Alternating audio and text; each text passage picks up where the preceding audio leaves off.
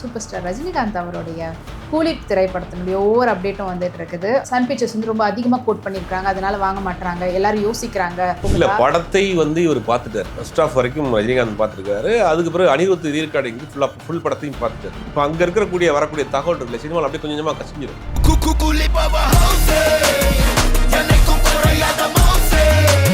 ஓவர்சீஸில் இது வரைக்கும் யாரும் பண்ணாத ஒரு பிஸ்னஸ் ஓவர்சீஸ் இருக்கு. அது ரஜினிகாந்த் அவர்களுக்கு கூட ஓவர்சீஸில் தனி ஒரு பிஸ்னஸ் இருக்கு. சைனா அண்ட் ஜப்பான் ரெண்டு கண்ட்ரியில் வந்து அவருக்கு ரொம்ப நாளைக்கு முன்னாடி ஒரு ஓப்பனிங் உருவாயிடுச்சு. இல்லை 80 கோடி ரூபா ஓவர்சீஸ் பிஸ்னஸ் மட்டும் போயிருக்குன்றாங்க. வந்து சாலிடா ஃபர்ஸ்ட் டேவே 200 crore அடிப்பாங்க அப்படின்ற மாதிரிலாம் நிறைய பேர் ப்ரெடிக்ட் பண்ணிட்டு இருக்காங்க. இல்லை சாத்தியம் தான். ஏன்னா அவங்க ஓவர்சீஸ் 100 கண்ட்ரிங்கும் போது அந்த உங்களுக்கு ஃபாரின் மணி அப்படின்றப்ப ஒரு $1 இருக்கும், பவுண்ட்ஸாக இருக்கலாம். உங்களுக்கு அது டோட்டலாக ஒரு 200 கோடி வாங்குறது ஃபர்ஸ்ட் ஒரு 3 daysலேயே வந்து கலெக்ட் பண்ணிடுவோம்.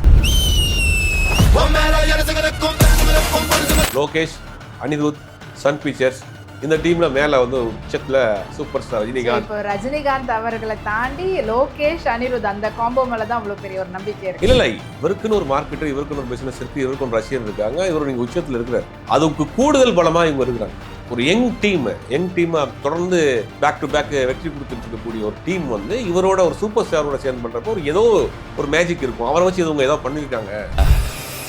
முடிச்சிடலாமா? எந்த படமும் வந்து பார்த்தீங்கன்னாலும் பெரிய ஸ்டார் காஸ்டிங் வந்து இருக்குது.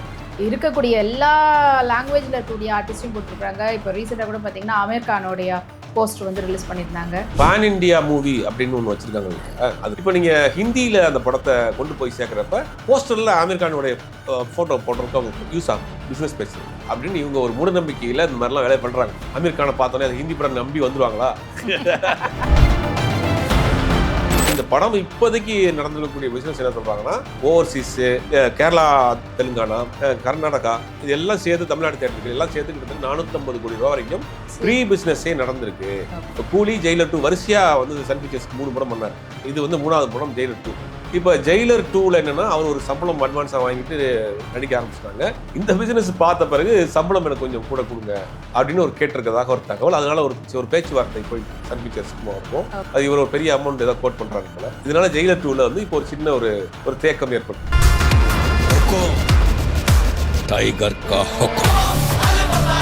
கமலஹாசன், விஜய் பெரிய பெரிய மாஸ் ஹீரோவுடைய பல்ஸ் தெரிஞ்சு படம் பண்ணிட்டு வந்துட்டார். அதனால இவர் கரெக்டாக இவருடைய ஆடியன்ஸ்க்கு என்ன பிடிக்கும் கரெக்டாக இவர் அப்ளை பண்ணுவார். அப்படிங்கிறதுனால படத்துக்கு ஒரு பெரிய ஒரு எதிர்பார்ப்பு இருக்கு. ஒரு பிஸ்னஸும் பெருசாக நடந்துட்டு இருக்கு. சன் பிக்சர்ஸை பற்றி சொல்லவே வேண்டாம். அவங்க எப்படி ப்ரொமோஷனில் இறங்குவாங்க, எப்படி பண்ணுவாங்கன்னு.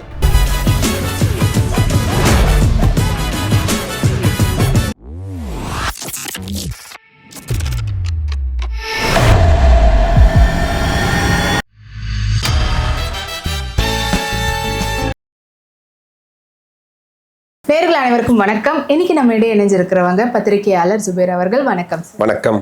சூப்பர் ஸ்டார் ரஜினிகாந்த் அவருடைய கூலி திரைப்படத்தினுடைய ஒவ்வொரு அப்டேட்டும் வந்துட்டு இருக்குது. ஆகஸ்ட் 14 வந்து படம் ரிலீஸ் ஆக போகுது. ஆக்சுவலி கொஞ்ச நாள் முன்னாடி வரைக்கும் தெலுங்குடைய ரைட்ஸ் வந்து யாருமே வாங்கலை, அது சன் பிக்சர்ஸ் வந்து ரொம்ப அதிகமாக கோட் பண்ணியிருக்காங்க, அதனால வாங்க மாட்டாங்க, எல்லாரும் யோசிக்கிறாங்க அப்படின்னு சொல்லிட்டு இருக்கும்போது இப்போ பார்த்தா திடீர்னு ஒரு பெரிய தொகைக்கு வந்துட்டு சேல் ஆகுது அப்படின்ற மாதிரிலாம் பேசிகிட்டு இருக்காங்க. இது திடீர் மாற்றம் எதனால? படத்து மேலே அவ்வளோ ஏதாவது ஒரு அப்டேட் அவங்களுக்கு ஒன்றும் சீக்ரெட்டாக போயிருக்குமா? அதனால அவ்வளோ பிரைஸ் போகல? இல்ல படத்தை வந்து இவர் பார்த்துட்டாரு, ஃபர்ஸ்ட் ஆஃப் வரைக்கும் ரஜினிகாந்த் பார்த்துருக்காரு. அதுக்கு பிறகு அனிருத் ரீகார்டிங் ஃபுல் படத்தையும் பார்த்துட்டாரு. இப்போ அங்கே இருக்கக்கூடிய வரக்கூடிய தகவல் இருக்குல்ல, சினிமாவில் அப்படியே கொஞ்சம் கொஞ்சமாக கசிஞ்சிடும். அப்போ அது வந்து ஒரு டாக் வந்துருச்சு படத்துக்கு, இந்த படம் நல்லா வந்திருக்கு அப்படிங்கிற ஒரு டாக் வர ஆரம்பித்தோடனே பிஸ்னஸ் வந்து அப்படியே பீக்க ஆரம்பிச்சிச்சு. பார்த்தீங்கன்னா ஓவர்சீஸில் இது வரைக்கும் யாரும் பண்ணாத ஒரு பிஸ்னஸ் ஓவர்சீஸில் பண்ணியிருக்கு. அது ரஜினிகாந்த் அவர்களுக்கு கூட ஓவர்சீஸில் தனி ஒரு பிஸ்னஸ் இருக்குது. சைனா அண்ட் ஜப்பான் இந்த ரெண்டு கண்ட்ரியில் வந்து அவருக்கு ரொம்ப நாளைக்கு முன்னாடி ஒரு ஓப்பனிங் உருவாயிருச்சு. அப்படிங்கும்போது எல்லா நடிகர்களை காட்டிலும் இவருக்கு ஓவர்சீஸ் பிஸ்னஸ் கிட்டத்தட்ட ஒரு பெரிய அளவுக்கு கிட்டத்தட்ட 80 கோடி ரூபா ஓவர்சீஸ் பிஸ்னஸ் மட்டும் போயிருக்குன்றாங்க. கிட்டத்தட்ட 100 கண்ட்ரீஸில் இந்த படம் ரிலீஸ் பண்ண போகிறாங்க. அதாவது இது வரைக்கும் எந்தெந்த நாட்டிலலாம் போகாத நாட்டில் கூட இது அதிகப்படியான ஒரு அப்ராட் ஓவர்சீஸ் வந்து ரிலீஸ் பண்ண போகிறதா. அண்ட் நீங்கள் வந்து சாலிடாக ஃபர்ஸ்ட் டேவே 200 crore அடிப்பாங்க அப்படின்ற மாதிரிலாம் நிறைய பேர் ப்ரெடிக்ட் பண்ணிட்டு இருக்காங்க. இது எந்த அளவுக்கு? இல்லை சாத்தியம் தான். ஏன்னா அவங்க ஓவர்சீஸ் 100 கண்ட்ரிங்கும் போது அந்த உங்களுக்கு ஃபாரின் மணி அப்படின்றப்ப ஒரு $1 இருக்கும், பவுண்ட்ஸாக இருக்கலாம், எண்ணா இருக்கலாம், ஏதாவது வேற நம்மளுடைய கால்குலேட் பண்ணி பார்க்குறப்ப அதெல்லாம் இப்போ நமக்கு 100 ரூபானா அங்கே 1000 ரூபாயா இருக்கும் இல்லையா? அந்த மாதிரி உங்களுக்கு வர்றப்ப உங்களுக்கு அது டோட்டலாக ஒரு 200 கோடி வாங்குறது ஃபஸ்ட்டு ஒரு 3 daysலேயே வந்து கலெக்ட் பண்ணிடும். அப்போ இந்த படம் இப்போதைக்கு நடந்துக்கக்கூடிய பிஸ்னஸ் என்ன சொல்கிறாங்கன்னா, ஓவர்சீஸு, கேரளா, தெலுங்கானா, கர்நாடகா, இதெல்லாம் சேர்த்து தமிழ்நாடு தேட்டருக்கு எல்லாம் சேர்த்து கிட்டத்தட்ட 450 கோடி ரூபா வரைக்கும் ப்ரீ பிஸ்னஸே நடந்திருக்கு. ஓகே. அதுவே சேட்டலைட்டும் ஓடிடி இல்லாம எல்லாம் சேர்த்து ஓகே அதெல்லாம் சேர்த்து. Satellite, OTT, Tamil Nadu India theatrical, India rights, மற்ற ரைட்ஸ் எல்லாம் சேர்த்து கிட்டத்தட்ட 450 கோடி ரூபாய்க்கு பிஸ்னஸ் ஆயிருக்கு. இது வந்து சமீப காலங்கள் வந்த படங்கள்லேயே ப்ரீ ரிலீஸில் பெரிய பிஸ்னஸ். அது வந்து இண்டஸ்ட்ரியில் பெருசாக டாக்காக போய்கிட்டு இருக்கு. இதில் என்ன ஒரு கூடுதல்னா, இப்போ அவர் வந்து ஜெயிலர் 2 நடிச்சிட்டு இருக்காரு. இப்போ கூலி, ஜெயிலர் 2 வரிசையாக வந்து சன் பிக்சர்ஸ்க்கு 3 படம் பண்ணார். இது வந்து 3வது படம் ஜெயிலர் 2. இப்போ ஜெயிலர் 2ல் என்னென்னா, அவர் ஒரு சம்பளம் அட்வான்ஸாக வாங்கிட்டு நடிக்க ஆரம்பிச்சிட்டாங்க. இந்த பிஸ்னஸ் பார்த்த பிறகு சம்பளம் எனக்கு கொஞ்சம் கூட கொடுங்க அப்படின்னு ஒரு கேட்டிருக்கிறதாக ஒரு தகவல். அதனால ஒரு பேச்சுவார்த்தை போய்கிட்டு இருக்கு சன் பிக்சர்ஸ்க்கும் அவருக்கும். அது இவர் ஒரு பெரிய அமௌண்ட் ஏதோ கோட் பண்ணுறாரு போல. அவங்க எவ்வளோ தரப்போகிறாங்க என்னங்கிறது போக தெரியும். இதனால ஜெயிலர் 2ல் வந்து இப்போ ஒரு சின்ன ஒரு தேக்கம் ஏற்பட்டிருக்கு. ஆனால் இப்போ ஆல்ரெடி வேட்டையன் வந்து அவங்க நினைச்ச அளவுக்கு கிடைச்சிருக்காது. ஸோ அதை அவங்க ஒரு வேலை ஈடு கட்டுறதுக்காக அவரை இல்லை அப்படி கிடையாது. அவரை பொறுத்த வரைக்கும் அவர் நல்ல ஒரு அண்டர்ஸ்டாண்டிங் இருந்துச்சு சன் பிக்சர்ஸ்க்கும் அவருக்கும். இவ்வளோதான் சம்பளம் அப்படிங்கிறத ஒரு ரவுண்ட் பண்ணி கேட்காம ஒரு அமௌண்ட் கொடுக்குறாங்க, ஷூட்டிங் போகிறாரு. இந்த இப்போ எப்பயுமே சினிமா கம்பெனியில் வந்து பேமெண்ட் ஷெட்யூல்னு ஒன்று போடுவாங்க. அது ஓப்பனிங்கில் ஒரு அட்வான்ஸ் கொடுப்பாங்க, ஃபர்ஸ்ட் ஷெட்யூல் போகிறப்போ ஒரு அட்வான்ஸ் கொடுப்பாங்க, அப்போ செகண்ட் ஷெட்யூல் அட்வான்ஸ் கொடுப்பாங்க, அப்புறம் டப்பிங் பேசுகிறப்போ ஒரு அட்வான்ஸ் கொடுப்பாங்க. Payment schedule. ஒரு சில நடிகர்கள் என்ன பண்ணுவாங்க, எனக்கு 50% மாதிரி கொடுத்துருங்கன்னு கேட்பாங்க. ஒரு சில பேர் ஃபுல்லாக கேட்பாங்க. அது அந்த ப்ரொடியூசர்ஸ்க்கும் அவங்களுக்கும் உள்ள ஒரு டீலிங் ரிலேஷன்ஷிப்பை வச்சு இவர் அங்கே தான் தொடர்ந்து பண்ணிட்டு இருக்காரு. அதனால இவங்களுக்குள்ள அந்த ப்ராப்ளம் கிடையாது. இந்த இஷ்யூவில் அவர் கொஞ்சம் சரி நம்ம இவ்வளோ பெரிய பிஸ்னஸ் ஆகுது கொஞ்சம் கொடுக்குன்ற மாதிரி கேட்டிருக்கிறாரு போல. அதுக்குண்டான பேச்சுவார்த்தையில் போயிட்டு இருக்கு. ஆனால் இப்போ இவங்களுடைய டீமே தானே படம் பார்த்துருக்குறாங்க. ஸோ படம் சேல் ஆகலைன்றதுக்கு கூட அந்த ஹைப் வந்து கொடுத்துருக்கலாம்ல. அனிருதா இருக்கட்டும், இல்லைன்னா ரஜினி அவர்களாக இருக்கட்டும். அது எப்படி வெளியில் அதுக்குள்ளே அந்த மாதிரி எக்ஸ்பெக்ட் பண்ணுவாங்க? இல்லை எக்ஸ்பெக்ட் பண்ணி தெரியும் இல்லையா, அவங்க படம் பார்த்துருக்குறாங்க, படம் பார்த்துட்டு ஒரு எல்லாரையும் கூப்பிட்டு பாராட்டி இருக்கிறாரு, நல்லா வந்திருக்குன்னு. அது வந்து அப்படியே லீக் ஆகும் இல்லையா அவங்களுக்கு, இண்டஸ்ட்ரிக்குள்ள அப்படியே போயிடும். யாரும் அவர் கூட இருந்தவங்க பார்த்துருப்பாங்க, கூட இருந்தவங்க யாராவது சொல்லுவாங்க, இல்லை என்னை பாராட்டினார்னு இவர் சொல்லியிருப்பார், லோகேஷ் சொல்லியிருப்பார், லோகேஷ் சொன்ன வெளியில் போயிருக்கோம், இப்படி போகும் இல்லையா சார் இந்த விஷயங்கள். அப்புறம் அப்பப்போ இவர் நம்ம ட்வீட் போட்டுறாரு, நம்ம அனிருத் வேறு, அதெல்லாம் அப்படியே இந்த படத்துக்கு ஒரு பெரிய ஹைப்பை கிரியேட் பண்ணிருக்கு. ஆனால் வந்து ஒரு பெரிய ஓப்பனிங் இருக்குது. அவங்க ஃபஸ்ட்டு ஒரு 3 நாள் அந்த ஆடியன்ஸ் ஃபுல் பண்ணிடுவாங்க அப்படிங்கிறதெல்லாம் மாற்று கருத்து கிடையாது. அதையும் தாண்டி லோகேஷ் மேல் ஒரு நம்பிக்கை. லோகேஷ், அனிருத், சன் பிக்சர்ஸ் இந்த டீமில் மேலே வந்து உச்சத்தில் சூப்பர் ஸ்டார் ரஜினிகாந்த். இப்போ ரஜினிகாந்த் அவர்களை தாண்டி லோகேஷ், அனிருத் அந்த காம்போ மேலே தான் அவ்வளோ பெரிய ஒரு நம்பிக்கை இருக்குது. இல்லை இவருக்குன்னு ஒரு மார்க்கெட்டர், இவருக்குன்னு ஒரு பிஸ்னஸ் இருக்குது, இவருக்கு ஒரு ரசிகர் இருக்காங்க, இவர் நீங்கள் உச்சத்தில் இருக்கிறார். அதுக்கு கூடுதல் பலமாக இவங்க இருக்கிறாங்க. ஒரு யங் டீமை தொடர்ந்து பேக் டு பேக் வெற்றி கொடுத்துட்டு இருக்கக்கூடிய ஒரு டீம் வந்து இவரோட ஒரு சூப்பர் ஸ்டாரோட சேர்ந்து பண்ணுறப்போ ஏதோ ஒரு மேஜிக் இருக்கும். அவரை வச்சு இவங்க ஏதோ பண்ணியிருக்காங்க. பர்சனலாக பார்த்தா அனிருத் வந்து அவருக்குன்னு தனியாக ஸ்பெஷலாக பண்ணுவார். ரெண்டாவது லோகேஷை பொறுத்த வரைக்கும் லோகேஷோட பெரிய ப்ளஸ் என்னன்னா, கமலஹாசன், விஜய் பெரிய பெரிய மாஸ் ஹீரோவுடைய பல்ஸ் தெரிஞ்சு படம் பண்ணிட்டு வந்துட்டார். அதனால இவர் கரெக்டாக இவருடைய ஆடியன்ஸ்க்கு என்ன பிடிக்கும் கரெக்டாக இவர் அப்ளை பண்ணுவார். அப்படிங்கிறதுனால படத்துக்கு ஒரு பெரிய ஒரு எதிர்பார்ப்பு இருக்குது. ஒரு பிஸ்னஸும் பெருசாக நடந்துகிட்ருக்கு. சன் பிக்சர்ஸை பற்றி சொல்லவே வேண்டாம். அவங்க எப்படி ப்ரொமோஷனில் இறங்குவாங்க, எப்படி பண்ணுவாங்கன்னு எல்லாவற்றையும் தாண்டி கண்டென்ட்னு ஒன்று இருக்குது. இன்றைக்கி பேசிகிட்டு இருக்கிறோம், படம் பெருசாக பிஸ்னஸ் ஆகுது, பெரிய ஓப்பனிங் இருக்குது, எல்லாம் தாண்டி கண்டென்ட் இருந்தால் தான் காமன் ஆடியன்ஸுக்கு படம் போய் சேரும். சமீபத்தில் வந்து ஒரு 3-4 பெரிய படத்தினுடைய ரிசல்ட்டு நமக்கு அப்படி தான் அமைஞ்சது. அதே போல் இந்த படமும் வந்து பார்த்தீங்கன்னாலும் பெரிய ஸ்டார் காஸ்டிங் வந்து இருக்குது. இருக்கக்கூடிய எல்லா லாங்குவேஜில் இருக்கக்கூடிய ஆர்டிஸ்டையும் போட்டிருக்கிறாங்க. இப்போ ரீசெண்டாக கூட பார்த்தீங்கன்னா அமீர் கானோடைய போஸ்டர் வந்து ரிலீஸ் பண்ணியிருந்தாங்க. ஒரு நல்ல கதைக்கு அவ்வளோ பெரிய ஸ்டார் காஸ்டிங் தேவையா? படத்தை வந்து சேல் பண்ணணும்னு சொல்லுவாங்க. அது இல்லை, இந்த பேன் இண்டியா மூவி அப்படின்னு ஒன்று வச்சுருக்காங்க இல்லையா, அது பேன் இண்டியா மூவிக்கு வந்து இப்போ நீங்கள் ஹிந்தியில் அந்த படத்தை கொண்டு போய் சேர்க்குறப்ப போஸ்டரில் அமீர் கானோடைய ஃபோட்டோ போடுறதுக்கு அவங்க யூஸ் ஆகும், பிஸ்னஸ் பேசுறது. இப்போ தெலுங்கில் கன்னடாவில் போனீங்கன்னா கன்னடாவில் உபேந்திரா போட்டிருக்காங்க. உபேந்திரா ஃபோட்டோ பெருசாக போட்டு அவர் கன்னடாவில் உபேந்திரா இருக்காரு அப்படின்னு இவங்க ஒரு மூட நம்பிக்கையில் இந்த மாதிரிலாம் வேலையை பண்ணுறாங்க. அமீர் கானை பார்த்தோன்னே அது ஹிந்தி படம் நம்பி வந்துடுவாங்களா?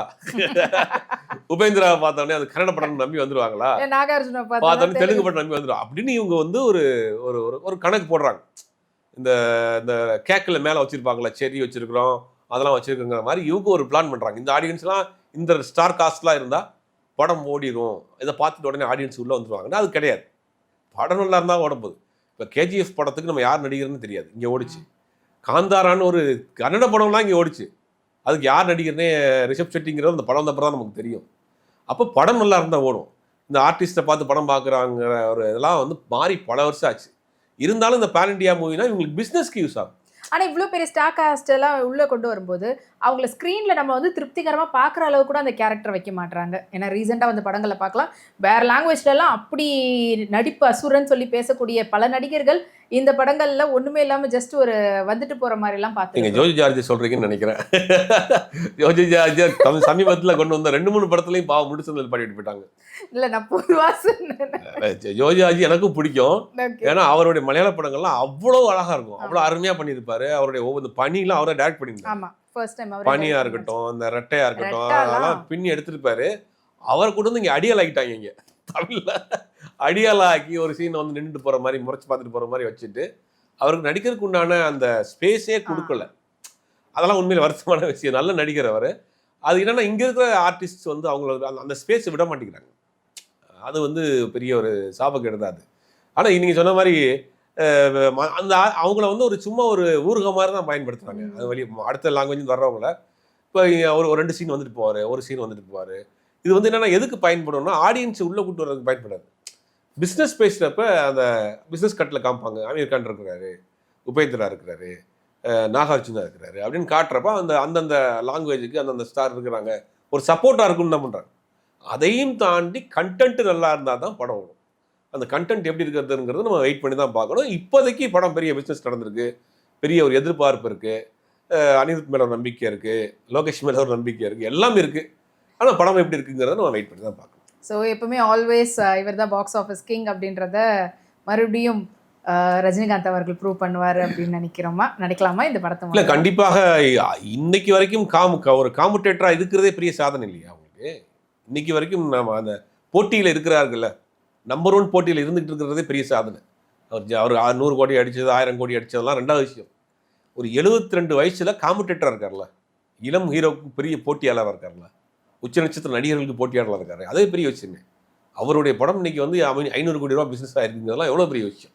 அவருடைய காலகட்டத்தில் வந்த பலரும் நடிகரவே இல்லை. இன்னைக்கு நடிகர் திலகம் சொல்லக்கூடிய சிவாஜி கணேசன் அவர்களே கடைசி காலத்தில் வந்து வேற ஒரு கேரக்டர் ரோல் அப்படிதான் பண்ண ஆரம்பிச்சு. அமிதாப் பச்சன் இவர் காலகட்டத்தில் வந்து அமிதாப் பச்சன் கேரக்டர் போயிட்டாரு.